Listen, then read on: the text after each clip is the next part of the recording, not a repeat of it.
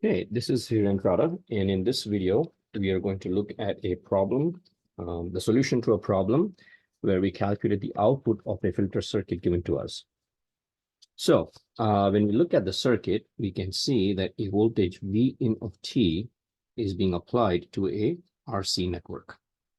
Output voltage V out is taken across the capacitor. From our notes in chapter 6, we know that if we take a output across the capacitor, it should work as a low pass filter. So we already know this, but I will show you the steps of how to analyze any circuit. So the question being asked is calculate V out of t if your given input V in of t is 5 cos of 20 pi t plus 5 cos of 200 pi t plus 5 cos of 2000 pi t. Okay, so as far as problems go, this V in is rather straightforward. There is no phase angle, and the expression is already in cosine, so we do not have to change anything in the input components to write the phasor. Okay, so the first thing is to determine the kind of filter this is. Okay, so determine the type of filter. And to do that, we will use our handy-dandy table where we model the capacitor as an open circuit or a short circuit. So when frequency F is low, close to 0 hertz, capacitor is modeled as an open circuit. When frequency is tending towards infinity, capacitor is modeled as a short circuit. So at low frequencies, our capacitor is replaced with an open circuit.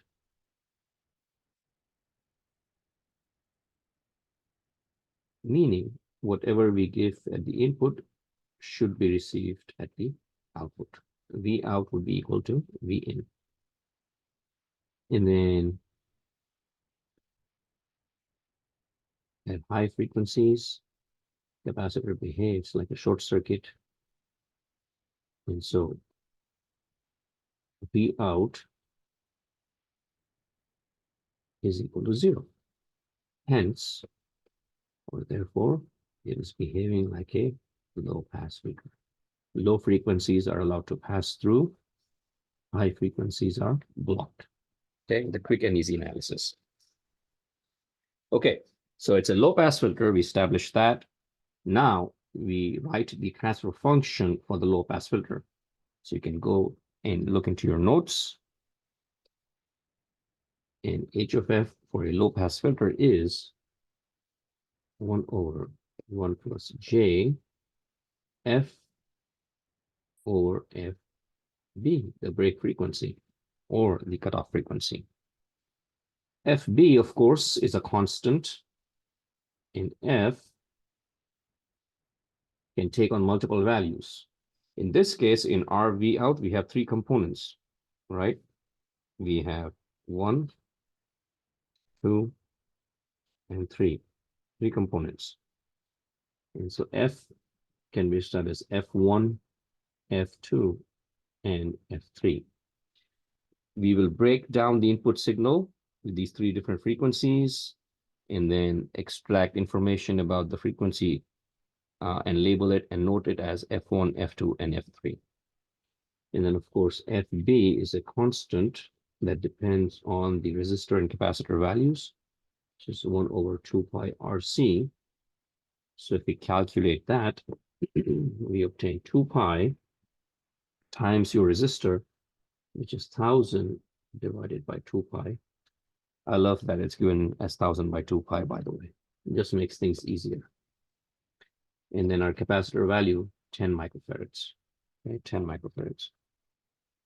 And once you calculate this, we get, or we obtain the break frequency as 100 hertz. 100 hertz. Okay. So that's the break frequency. Now let's obtain the frequency for each one of our components. So our input component, and I'm going to write it on this side, V in 1, I will directly write the phasor, right? So V in 1 can be written as a phasor with a magnitude of 5 and a phase angle 0 degrees. And the frequency I will label as F1, and I can extract from V in 1 is 10 hertz, right?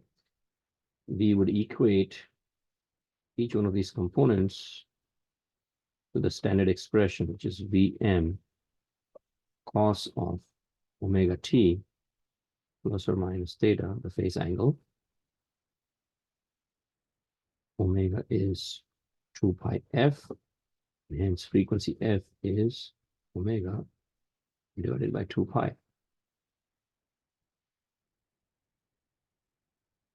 Okay. All right. So then we come back here. We extract information about V in 2. And we see it also has a magnitude of 5, the phase angle of 0. Frequency F2, however, would be 100 hertz, which is exactly the same as our break frequency. And then V in 3 also has a magnitude of 5 with a phase angle 0. However, the frequency is different, which is 1000 hertz above the break frequency. So I particularly like this example because it has one component at the break frequency and then one component each below and above the break frequencies. Okay. Note that the vector representation of each of these components have the exact same magnitude and have the exact same phase. Magnitude 5, phase angle 0. The phasor can be the same because a phasor does not contain any frequency information. Okay, so these waveforms have the same magnitude. They are also in phase, but they have different frequencies. Okay, and so if you think back to chapter 5 and look up the slide for the frequency, you will see the example waveforms that I have in there. They all have the exact same magnitude and they have the exact same phase, but they have different frequencies. Okay, so this is the same case here. Now, the next step after this is to calculate the value of the transfer function at each one of these frequencies, meaning we need to calculate h of f for f1, f2, and f3. Okay, we have h of f. We will simply plug in f value and the fb value and calculate for each one of those. So h of 10 would simply be 1 over 1 plus j 0.1, which comes out to a value of 0.990099 minus j 0.099 and 0099. Now, the reason I'm going to all these significant digits or decimal places is just to get a more accurate value, okay?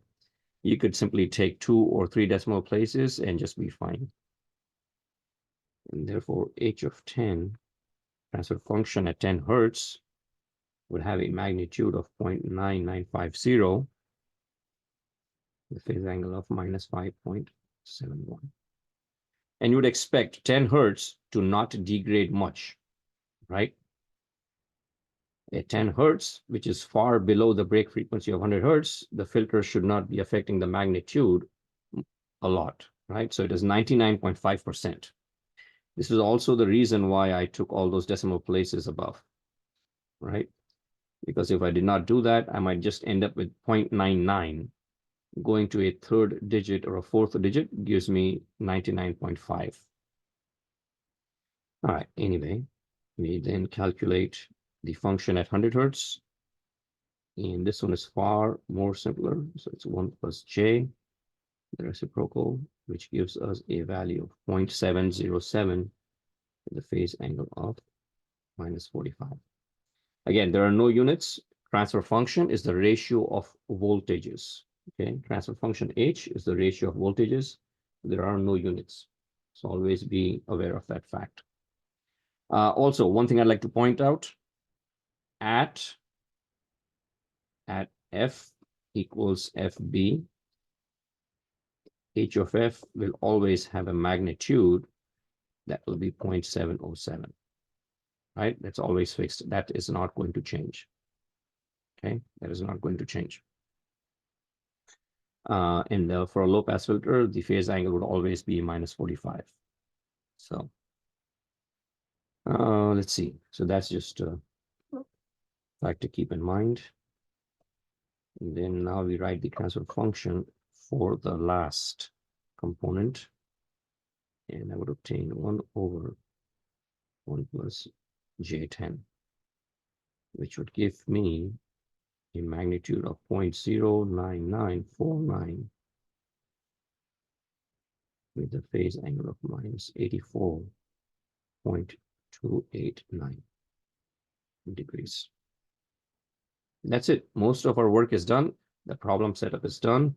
The only thing that is remaining is to actually multiply the input voltage with the transfer function. And then we'll have our V out, right? H of F is the ratio of voltages, meaning the ratio of the output to the input. And therefore, V out would simply be the transfer function H of F times the phasor for V in. If you remember example 1 that we did on the first day of chapter 6 was exactly the same problem, except the transfer function was described as a graphical illustration. Okay, here we are simply identifying the filter and obtaining the transfer function analytically from the equation, whereas in the previous example, the transfer function was described in the graph.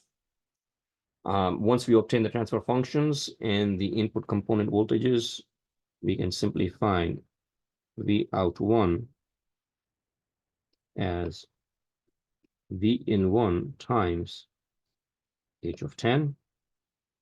And I won't show the values.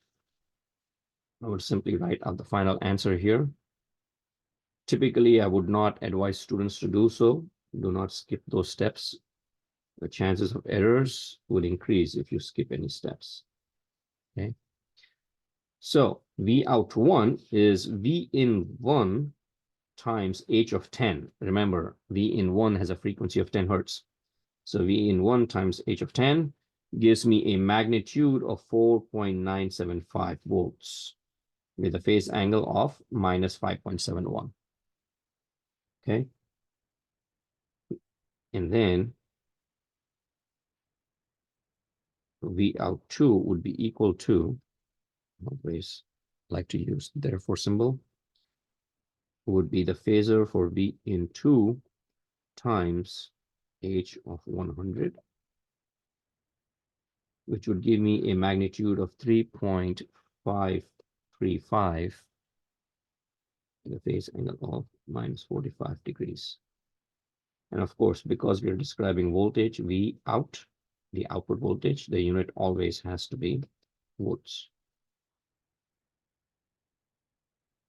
And V out 3, the final component, would be V in 3 times the transfer function value at 1000. So H of 1000 gives us a magnitude of 0.49745 with a phase angle -84.289 degrees. Okay. Those are my 3 component phasors. My final answer as a function of time can be written as V out of t equals 4.975. That's my peak value, cos of, and you have to go back to the original function to obtain the frequency information. So 20 pi t minus 5.71 degrees plus 3.535 cos of 200 pi t minus 45 degrees plus the final component, which is 0.49745 cos of 2000 pi t minus 84.289 degrees. And of course, the overarching units is volts. Okay, I just, instead of writing in one line, I just brought it down. Makes it easier. Now, if I was to plot these values, actually, let's go over to the right and plot these values here. If I was to plot V out as a function of frequency, let's do a better job than that. Let's see.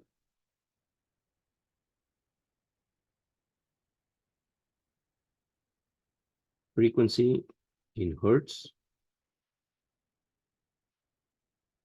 V out in volts. This is 0 hertz. This is F1 and let's say 10, and this is not to scale. Okay, this is not to scale. 100 and then 1000. Okay, this is not to scale. 100, of course, is my FB, the cutoff frequency. So let's say this was 5 volts, right? That's your V in. That's your V in level, which is 5 volts. At 0 hertz, you would expect to have 5 volts. At 10, you would drop to, let's see, again, since this is not to scale, I'm going to mark that point as approximately equal to 4.975 volts. At 100 hertz, it should be about, let's see, 70%, so about 2/3, maybe around here. That would be about 3.535 volts. And at 1000 hertz, of course, it is far more diminished. And so let's say this was 0.49. It's less than half a volt, so very, very small. And again, for filtering purposes, we can consider that to be as blocked. Okay, we consider that to be blocked. So if I was to join these points, I would obtain a curve or a graph that, of course, describes a low-pass filter. And of course, somewhere far off, it will approach 0. Again, this would work. It's a low-pass filter. Okay, and that's it. That's the solution to the problem. So to do a recap, we first determine the type of filter, right? From describing the behavior of the capacitor at F is equal to 0 and F equals to infinity. We replace the capacitor as an open circuit. So it's open circuit here and short circuit here. When it's an open circuit, V out would be equal to V in. It's a short circuit, V out is equal to 0. Hence, working as a low-pass filter. Transfer function of a low-pass filter is H of F is 1/1 plus JF over FB, where FB is the break frequency. That's a constant. So we calculate that here. And then, of course, F is the variable, takes on multiple values depending on the input that is given to us. If input had one component, F would only have one value, which is F equals to F1. Here we have 3 components, and so F takes on 3 different values, F1, F2, and F3. We calculated FB here as 100 hertz. And then we go over here underneath the diagram, describe this component as V in 1, this is V in 2, this is V in 3, okay? And each one of those has the exact same magnitude, 5 with an angle of 0, right? Magnitude of 5, the phase angle 0. So the phasor for all three is exactly the same. However, the frequencies are different. We obtain all of that information from the standard expression for a time varying waveform, dm cos of omega t plus or minus theta. Omega is 2 pi f, f is omega over 2 pi. And so we obtain frequencies as 10, 100, and 1000 hertz. Next, we calculate the transfer function for each one of those frequencies. We simply plug in the values of f1, f2, and f3 in the transfer function equation, and we calculate transfer function h of f for 10, 100, and 1000 hertz. Okay. Next, we simply take our input voltages and multiply it with the transfer function to obtain the V out. Okay. Once we have the V out phasors, we can write the time varying expression. And then, of course, if asked to plot, we can simply plot V out as a function of frequency. Okay, function of frequency. And well, there you have it. That is the solution to the example problem.